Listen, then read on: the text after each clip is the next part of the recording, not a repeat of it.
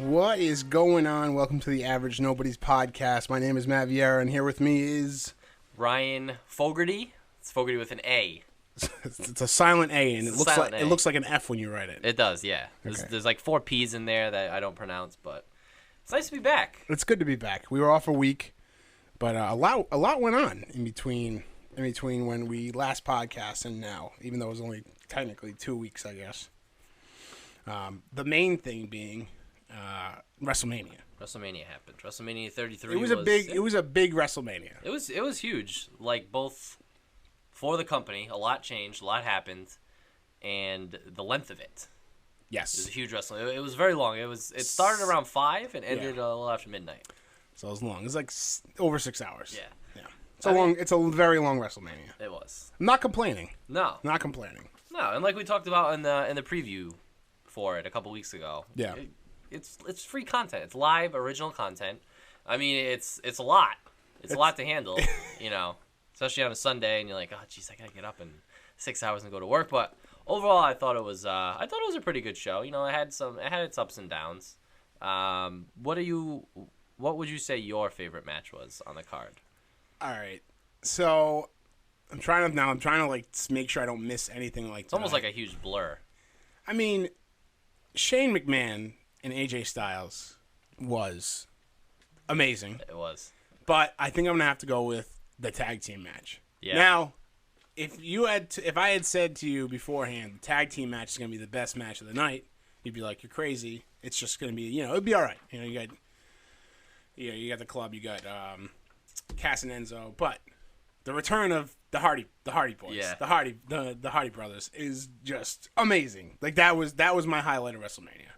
That was really cool because it's been speculated for a while that they're coming, but nothing was ever confirmed. And going into it was supposed to be the triple threat match, and then New Day comes out with a perfect fake out. I thought they were going to insert themselves into the match. Yeah, and then they introduced the Hardys, and the Hardys in ladder matches, it's just Jeff Hardy's still a lunatic doing a swanton bomb off the top of the ladder. And we joked about this the night of WrestleMania. He has not aged a day. No, since he left. Looks exactly the same. Yeah, it looks exactly. I don't understand how that's exactly because it's been a while.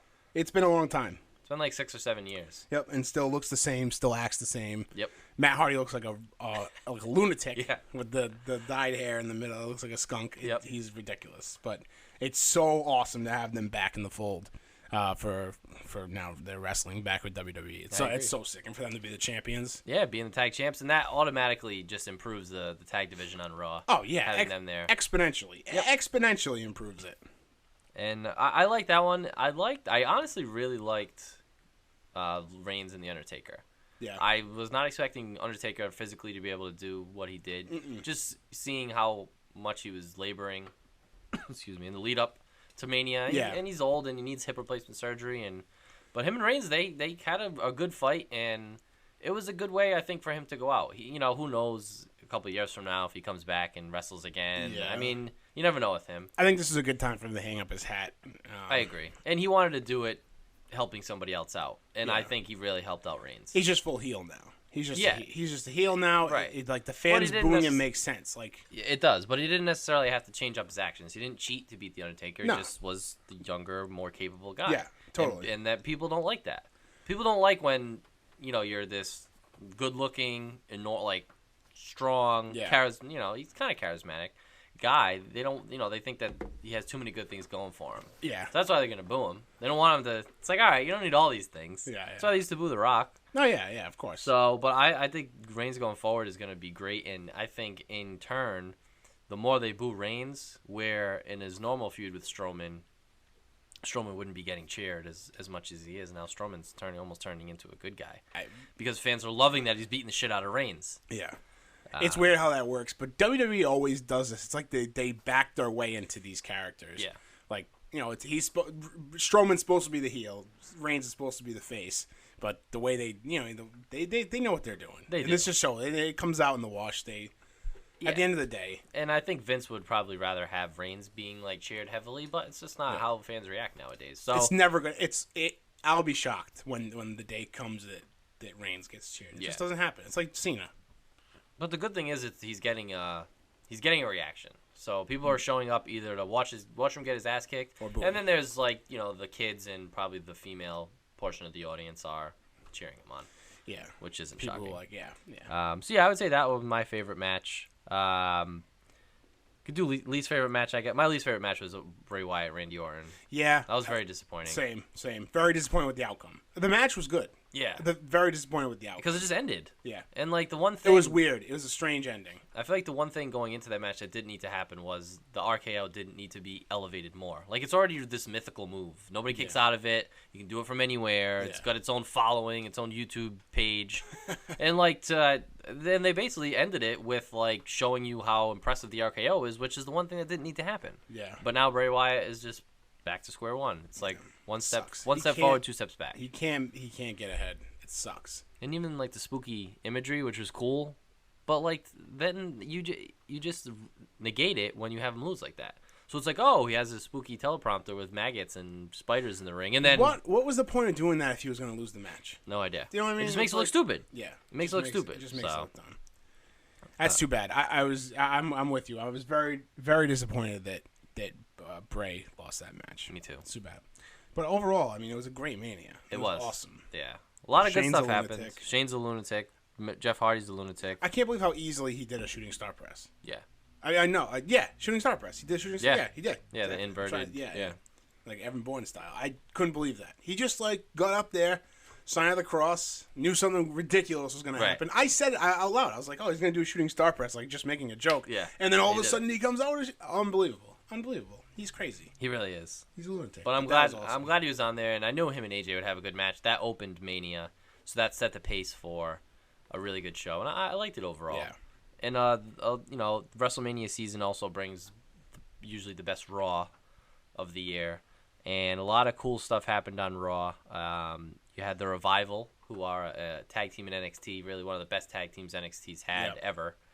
They debuted, and they've been looking great the last 2 weeks. And Kurt Angle, newest WWE Hall of Famer, is the general manager of Raw. That's pretty awesome. Yeah, and he's already limited interactions backstage. He had an in-ring segment with Samoa Joe and Seth Rollins on Monday. He's more real. Like Foley, you could tell was unfortunately going through the motions. He was trying. And Foley plays up everything. He plays up everything. He tries to be like, I don't know. Like he builds everything. He does. Where everything's Angle's dripping in drama. Where Angle's just having a conversation. Yeah. Which I like when Foley does that, but when he does it for every interaction, you don't need it. You don't need it. So those are the two cool things on Raw, and then on the SmackDown brand, 2 more NXT guys. Ty Dillinger, the Perfect 10, who, even if you don't watch NXT, he was in the Royal Rumble at number 10. He's great. He's been wrestling forever. He's been in developmental, whatever you call it, since like 2005. Really? Yeah. So he's been. This is overdue. He's got a really cool character now. So I think he's gonna do good on SmackDown. And then Shinsuke Nakamura, former 2-time NXT champion, is also on SmackDown. Yeah, that's awesome. And he actually he's going to start a feud with Dolph Ziggler. That's awesome. I'm super excited. Really I'm super excited to see him up in the main roster. As am I. Since WWE has become like self-aware of the Raw after WrestleMania, the last few years, like they've really they've embraced it. Yeah, they've embraced it. Like this is a huge thing, and now it's almost like a cookie cutter. Like, okay, there's gonna be big implications because of WrestleMania. Let's move up some of the big guys. Let's that kind of thing. So it's been all like that. Raw after WrestleMania is fantastic. And I think it adds when you're doing a debut, like the Revival. If you have the Revival debut at some random Raw in July, the crowd, you might have some people in the crowd who enjoy their work and are going to cheer them. But when you're doing it with the Raw after WrestleMania, with probably most of the audience that was at TakeOver that just watched them wrestle on Saturday, you know what I mean? And most of the audience that was at Mania, I mean, this is your most rabid and knowledgeable fan base. Is the Raw after WrestleMania because they're watching NXT, they're watching SmackDown, they're watching Raw.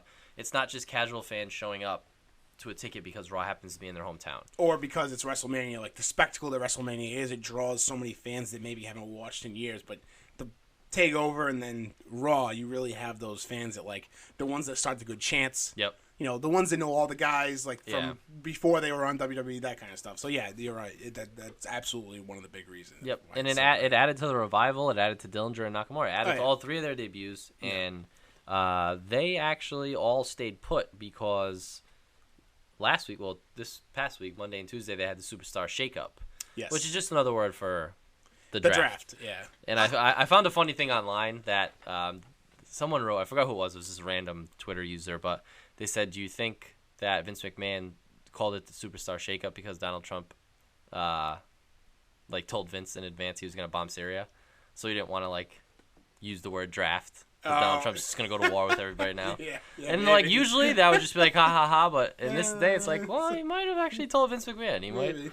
But it's a Superstar Shakeup, which is kind of a silly name. Yeah, I missed the draft. The draft was always a cool thing. It was, but in this one, it was. So I didn't mind the way they did it, but the only thing is there was no context to it, and there was no people just showed up. The Miz and Maurice opened up Raw. Okay, so I didn't even see it. I saw the results. They just opened up Raw because on the draft where you'd have both general managers there, you'd make picks, you'd do trades. The Miz just showed up. He's like, "I'm on Raw," and then Dean Ambrose showed up. "I'm on Raw." Did they say that, or they just showed up and you have to assume that now that they're on Raw, they're on Raw? They verbally said it too. It's just, but it was no. There's too many wrestlers to actually do this correctly. Where you have to because it would take forever just to start giving people what brand do you want? Oh, you're showing up, and then you have to actually remember some of the. I mean, you have to try and remember which brand they were on before because it's some guys you don't remember which one they're on. The only one who switched from SmackDown to Raw that had any. Though there's two of them. So the only one who really had a decent debut, Ambrose, because he's the Intercontinental Champion. So he ended up fighting Miz, and he won. So did any belts move from? Yeah, so the IC belt moved from SmackDown to Raw, and then the US belt, Kevin Owens, moved from Raw to SmackDown. Okay.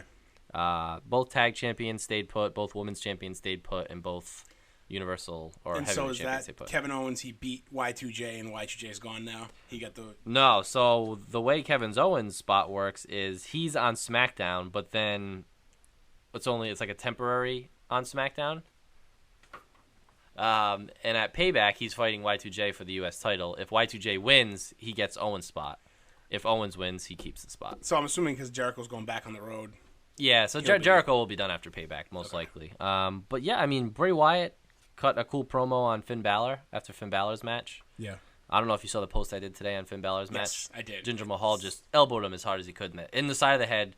And Balor, he got concussed because you could tell after he hit him, Balor just fell, but his arms were by his side and his head just hit the mat. Ugh.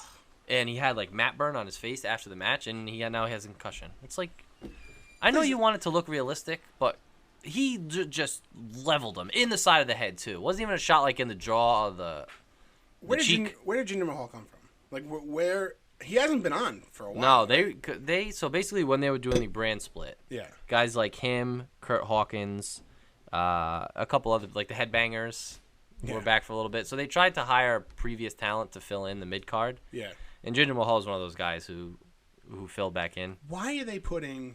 I don't know why he's fighting Finn Balor. Why is he fighting Finn Balor? Someone not only the mismatch of who cares about Jinder Mahal. Yeah. Versus Finn Balor, especially since he's back from a long injury. Who's going to win that one? Why are you putting someone that could potentially harm a guy that is not a guy that you clearly don't have trust in because you never really you put him in the 3-man band before. Yeah. You clearly don't trust him. Right. He's not Sheamus. He's not the guy you always go to for a title. You know what I mean? It's just that frustrates me. And now I'm sure they're going to go through. They're going to be very careful with the concussion. They're going to. So he's going to be out for at least a couple weeks. That sucks. And he just came back. Just literally the second Raw back. That sucks. It's just a careless mistake by Jinder Mahal. So Balor is going to be hurt for a little bit. But the only good thing is it does buy a little time because Bray Wyatt is still fighting Randy Orton at Payback. Yeah. In a House of Horrors match, whatever the hell that is. Yeah. Hopefully somebody gets electrocuted or something. I don't know. Maybe it's like one of those mirror rooms. And they fight in like a haunted house. That would kind of be cool. Yeah. They're just all different shapes and sizes fighting each other. But the one I think who's going to make the biggest impact that came from SmackDown to Raw is Alexa Bliss. I love Alexa Bliss. She's awesome. She's great. She's great, and she is going to make a huge difference, at least in the promo department, because as great as Bayley and Sasha Banks and now Nia Jax are, they are not good talkers. Yeah. And they just sound they sound like they've never spoken to another human before. Like, I understand that the dialogue's written for them, but there is a way to portray it to where you're not like a robot, and she's perfect at that. She's great. I think she's going to be cool. And Mickie James. I like Mickie James. I like Mickie James too. She's definitely improved in the wrestling department since she left and came back. Yeah. When I that was the first match I saw her in since she'd been back with WWE WrestleMania. Yep. And she was good. And I think a lot of it has to do with now they're actually asking her to wrestle. Like, before, she was in Braun Panties. The Divas division. So now it's like, hey, we're going to put you in the ring with these actual athletes who have actual wrestling training. And she's like, all right, thank you. Yeah, you know? That's good. That's good. So I think she'll be a huge addition. Over on SmackDown, as we said, Kevin Owens is there. Jinder Mahal is now on SmackDown, so maybe you can just hurt somebody over there. Charlotte and Alexa Bliss are very similar characters, so it makes sense that they wouldn't both be on the same show. So once Alexa debuted on Raw, kind of had a feeling Charlotte was going to SmackDown because she's that, she's like the cocky, arrogant, entitled heel who backs it up by winning. Yeah, I like that type of character. New Day are on SmackDown now, which is good because with the Revival and the Hardys on Raw, pretty crowded tag division. Yeah. So you throw New Day in there with the Usos and American Alpha, and now the Shining Stars. The Ascension, if they're still alive. But I think the two biggest benefactors of moving to SmackDown are going to be Sami Zayn and Rusev. SmackDown really thrives on those like mid to upper tier guys like Baron Corbin, Miz, AJ Styles. Those guys all thrived on SmackDown because they focus more on the wrestling. Like, they're not putting them in these silly. With Raw tends to get a little silly with like the theatrics. And it's about moments. It's not really about the wrestling. Yeah. Which works for some guys, like a Braun Strowman. He's thriving in that. Reigns thrives in that. Flipping ambulances. Yeah. Which is ridiculous. Unbelievable. 12,000 pounds. Unbelievable. That's unbelievable. That was great camera work. That and when he pushed the stretcher off. Like, the way because it was seemed like it was shot in one shot. Yeah. And they just were kind of tilting the camera here and there. That was amazing. I don't know how, it was wild. They did a good job. They did a great job. But I think Zayn and Rusev, they're going to really benefit because their best qualities are the in-ring work. So if you let them, tell stories, just have good hard-fought matches, keep the promos serious, to a minimum, I think they're going to do really well. Apparently, Lana is going to be entering the women's division. So I don't know if she's going to be still managing Rusev or not, because Rusev's hurt right now. He's got a real injury. Yeah. So he'll be gone for a bit. So it'll be interesting to see. I mean, I kind of like... If Rusev comes back, it's going to be very hard for him to be a bad guy, especially if he doesn't have Lana anymore. She's not a trained wrestler, right? No. I'm assuming she's been training, though. Yeah, she was like an actress and a model, obviously. Well, she was in Pitch Perfect, too. Right. Because she's good friends with Adam Devine, and his girlfriend is... I think she's in Pitch Perfect, but she's Pam's sister in The Office. I don't know if I remember. Oh, I mean, I'm sure. From her Pam and Jim's wedding episode, remember when they're talking about like the Chris Brown song they put on? Oh, yes, okay, yeah. Oh, I know exactly. Yeah, she was in Pitch Perfect. Yeah. Yes. Okay. Yes. That's Adam Devine's girlfriend? Yeah. Good for him. Yeah. She's a good-looking girl. Yeah, she is. So, I think, it's cool. It's an exciting time to be a WWE fan. I'm glad it's a good time to do the Superstar Shakeup because the Raw and SmackDown after WrestleMania and WrestleMania season in general are always like a really exciting time to be a fan. But sometimes it'll fall off after Mania. You get into that lull until they start hyping up SummerSlam, and then you can get into that other lull until they start hyping up Royal Rumble. So for them to do the shake-up, switch things up, I think it's gonna be cool. I'll be watching either way. Yeah. But I think it's really gonna benefit. I think it's gonna be good. Good. Yeah. Exciting times. So outside of wrestling, there's other things happening in the world. It seems like it's actual like wrestling storylines happening in the world. Yeah. That's what it seems like. So I have to imagine everyone has saw it's not been a good couple weeks for major corporations trying to exhibit. Well, not even exhibit. They just apparently fired their public relations department and said, let's just do the weirdest thing possible. Just so unself-aware. Well, at least in Pepsi's case. Yeah, in Pepsi's case. Very not. This is a bad time to throw out a commercial that depicts all like the craziness happening in the world and all like the terrible like racism and police brutality. A very bad look to just solve it by giving a cop a Pepsi. A white person, especially a Kardashian. Yeah, a white Kardashian giving a cop a Pepsi is supposed to cure the world of all its ills. It's not. It's just very. It's not. It doesn't make light of the situation. Well, it does. It does make light of the situation, but it doesn't help the situation at all. It doesn't. It's not funny. It doesn't bring like levity to the situation at all. Nothing. It does nothing. Yeah, really. I can't imagine that was just one person saying at Pepsi, being like, "Hey, let's go out and shoot a Pepsi commercial today. I'm not going to tell anybody about it. We'll just shoot it and see how it goes." How many people that must have passed? That's what I mean. That's like a huge production. That must have taken a while to film. They spend hundreds of thousands of dollars on commercials like that. They spend hundreds of thousands, and they shoot it over the course of a week. This is not something that they decided one day they were going to do, and they just shot it. People signed off on this. Multiple people signed off on this. And also for Kendall Jenner to want to be involved in something like this. Did you really, really think that this was going to come off correct? Like, come off the right way? This is going to be you doing your part to help? Yeah, and I understand that they live by the, like, no publicity is bad publicity. Yeah. Like, they clearly live off of that. As long as you're in the limelight, it's working. They don't need. She clearly doesn't need the money. No. Like, for a Pepsi commercial. Come on. Right. She doesn't need the money. It just was a bad look. It was. And I didn't see the necessity of it. It's horrible timing. That's the other thing. Yeah. It's not selling Pepsi either. No. And when's the last time you saw a Pepsi commercial? Yeah. No. That's very well said, because I'm under the impression that companies like Pepsi do not need to advertise. No. You're throwing money out the window. Yeah. And you're only making it now. People are not buying. They're gonna boycott you. Now you're doing the opposite of what you wanted to do, right, when you didn't need to do it in the first place. Yeah. Like, how did they think that? Because I have to imagine that they thought, one, we'll get good press on this. I hope that this was their thought. And then two, Pepsi will somehow get more popular. Like, is Pepsi having trouble selling their products? I don't know. They really need to rethink whoever thought that this was a good idea. They need to rethink that person at Pepsi. Yeah. It was a terrible idea from jump. I mean, did you see SNL's spoof of it? No, I didn't. So Louis C.K. hosted last Saturday. I fell asleep, but I started watching some of it. I fell asleep. But they did like a pre-taped sketch of that, and it basically was how like Beck Bennett was in the commercial doing it, and every person that went through was like, I don't know if this is a good idea. And then he started calling people. Yeah, and he's like, yeah, but then she gives him the Pepsi, and he's just like, okay, it's a terrible idea. Yeah. That was good. That was good. And I have to imagine that's how it goes, but the right people weren't self-aware enough to realize this was a bad idea. If I'm Coke right now, I put out an ad that's literally just a black screen, and then the Coke logo pops up, and then goes away. Yep. It's like 5 seconds. Yeah. That's what you do. Yeah. If I'm Coke, you capitalize on this. You put that up, and that's it. Because, again, Coke doesn't need to advertise and sell soda. Right. But if you put that up, they're like, there's what Pepsi should be doing. Yeah. They're a Pepsi. That's how you do it. They're a soft drink company. Yeah. Right. I'm going to go buy Coke. Yeah, exactly. Yeah. Oh my I God. agree. First of all, you're ridiculous if you prefer... Do you prefer Pepsi over Coke? No.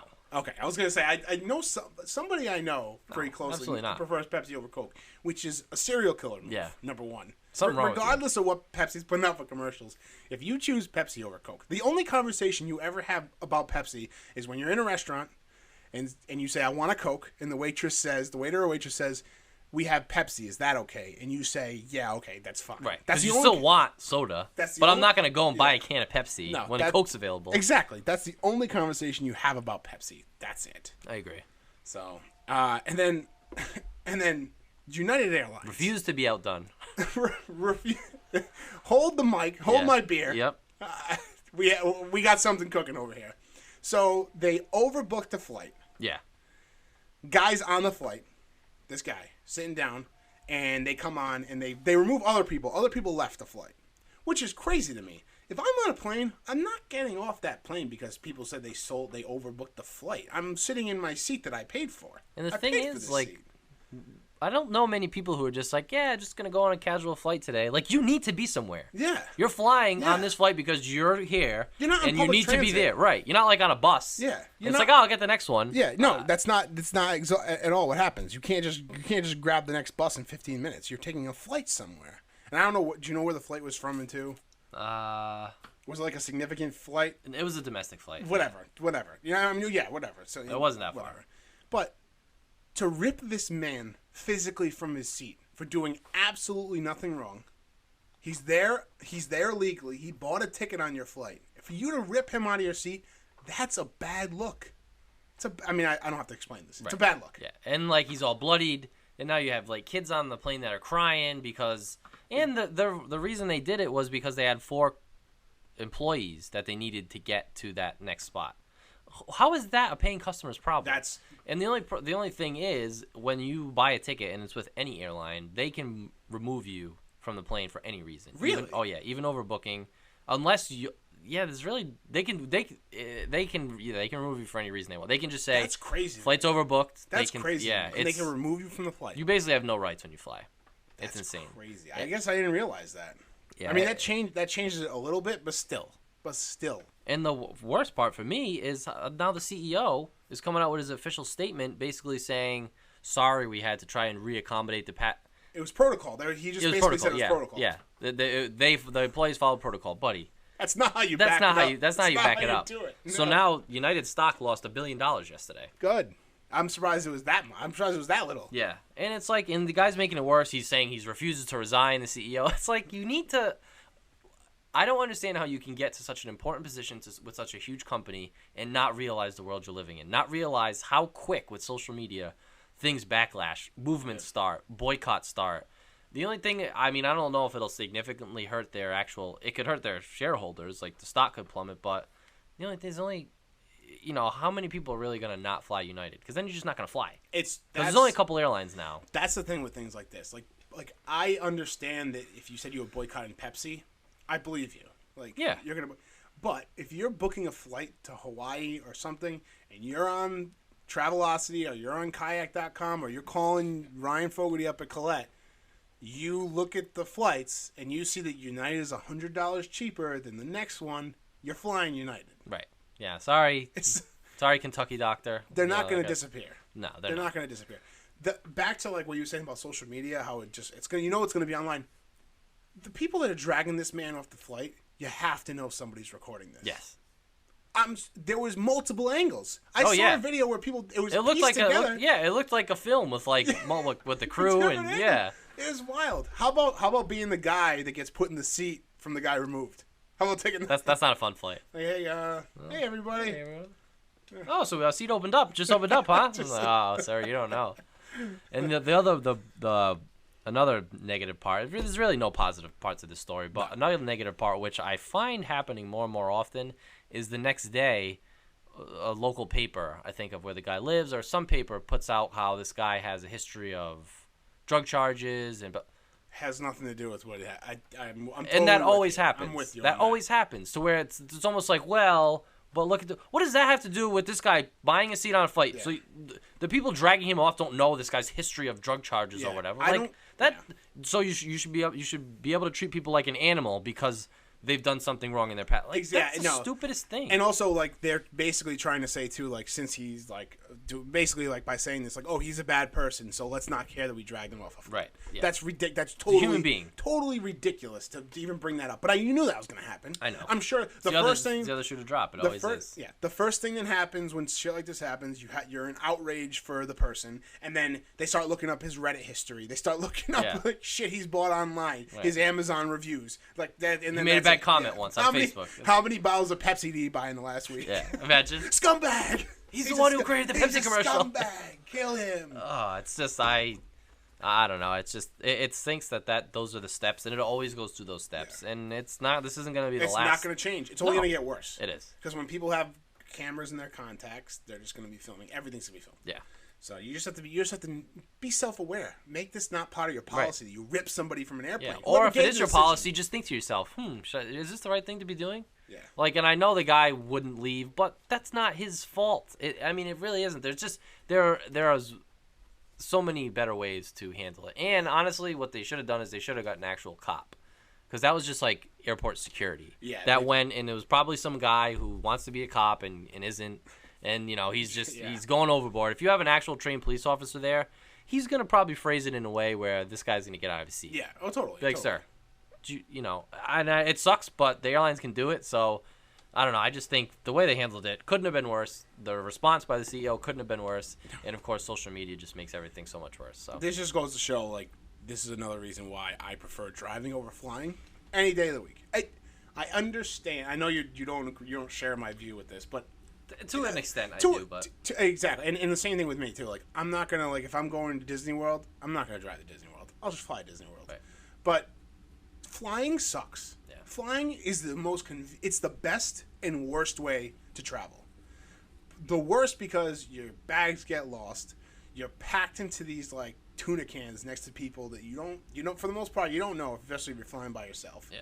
You don't know what they're going to be doing. Everybody's on edge in the airports. The airports are not. You have to go through security. You have to. It's like you can't bring this. You can bring this. You have to throw shit out at security. That type of stuff. It sucks. You get there in a fraction of the time than driving. But I like to see the road sometimes. Yeah. I like to get out there in the open road. Like if it's a place I've never been before, or because I still want to see a lot of America as well. So I have that.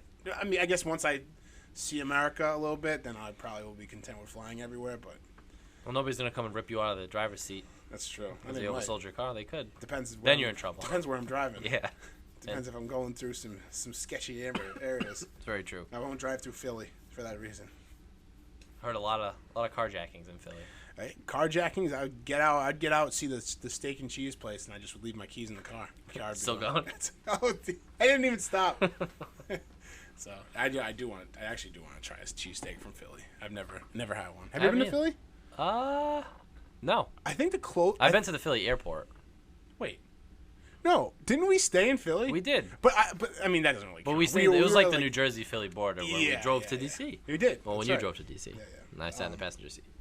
Yeah, that's right. We did, but we didn't really go to Philly. I wouldn't. Yeah.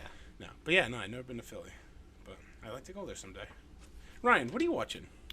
So I just finished one of my favorite miniseries I've ever watched, Big Little Lies. It was on HBO. Great cast. How many episodes? 7. Just 7 episodes? Yeah, it's a miniseries. It's only one season. It's based on a book. Holly read the book, loved the book, and it's directed by Jean-Marc Vallée, who did Dallas Buyers Club. Oh, yeah. Written by David E. Kelley, who's written a lot of television stuff. He used to do Boston Public. I know it. I've never seen it. He did some lawyer show with William Shatner and Robert California, whatever his real name is. Oh, Boston Legal. Right? No. Is it? But that sounds It was right. William Shatner and the guy who plays Robert California. James Spader. Yeah. So he created that series. He did Boston Public, and now he adapted the book and wrote all 7 episodes. Jean-Marc Vallée directed all 7 episodes. Are they hour long? Yep. So it was cool. It was like watching a 7-hour movie, but drama. Yeah. So the basic plot is that the first episode starts with the police showing up to like a crime scene.